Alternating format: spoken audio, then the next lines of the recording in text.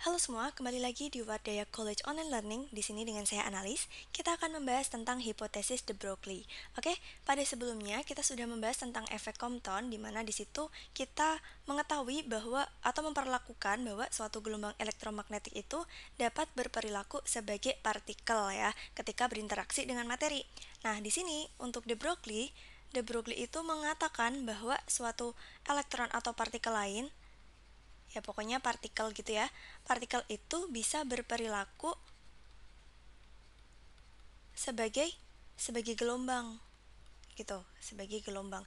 Jadi kebalikan dari yang efek Compton tadi. Nah, selanjutnya pernyataan de Broglie ini disebut sebagai hipotesis de Broglie tentang gelombang partikel gitu ya. Nah, berdasarkan hipotesis tersebut, sebuah partikel itu harus memenuhi hubungan energi dengan frekuensi, kemudian momentum linear P, dan panjang gelombang. Ini berdasarkan hipotesis de Broglie gitu. Nah, dari apa kita menghubungkannya?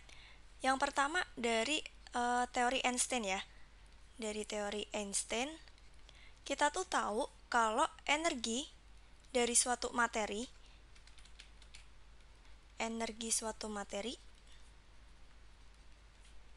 atau partikel gitu ya, akan memenuhi mc kuadrat, dengan c-nya kecepatan cahaya di ruang vakum dan m-nya adalah massa partikelnya. Kemudian yang kedua, berdasarkan teorinya si Planck gitu, kita mengetahui energi dari suatu gelombang. Suatu gelombang itu memenuhi H dikali F, dengan H-nya konstanta Planck dan F-nya adalah frekuensi gelombangnya. Nah, karena menurut de Broglie tadi partikel bisa berperilaku sebagai gelombang, ya kedua ini harus dihubungkan, dua persamaan ini. Jadinya menurut si de Broglie Hf itu sama dengan mc kuadrat gitu. Nah, tapi di sini partikelnya itu sebenarnya nggak bergerak, partikel.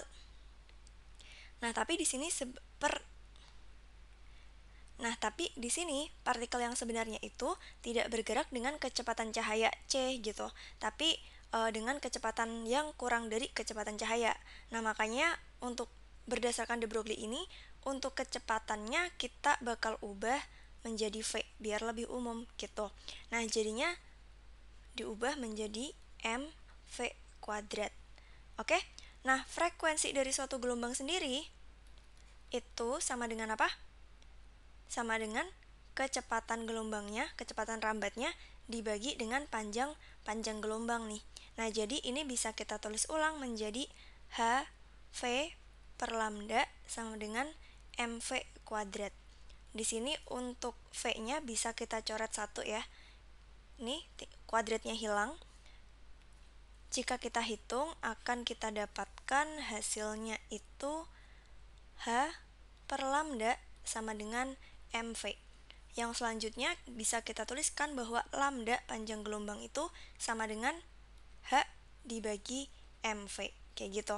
Nah, m dikali v itu adalah momentum linear suatu partikel, jadi bisa ditulis sebagai Hp. Nah, panjang gelombang ini yang kemudian disebut sebagai panjang gelombang de Broglie gitu, yang menghubungkan dari persamaan partikel dan persamaan gelombang.